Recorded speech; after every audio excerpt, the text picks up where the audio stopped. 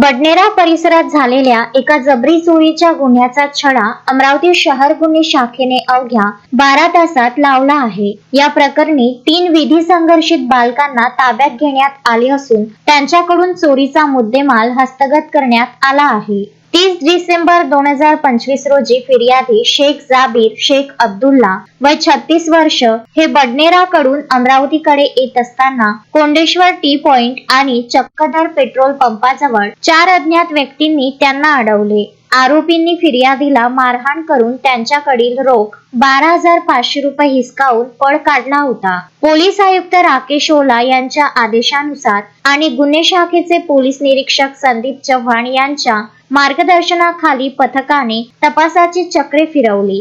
गुप्त बातमीदाराकडून मिळालेल्या माहितीनुसार महादेवखोरी परिसरातून 3 विधी संघर्षित बालकांना ताब्यात घेण्यात आले। त्यांच्याकडून गुन्ह्यात वापरलेली एक मोटरसायकल आणि रोख रक्कम असा एकूण 40,470 रुपयाचा मुद्देमाल जप्त करण्यात आला आहे।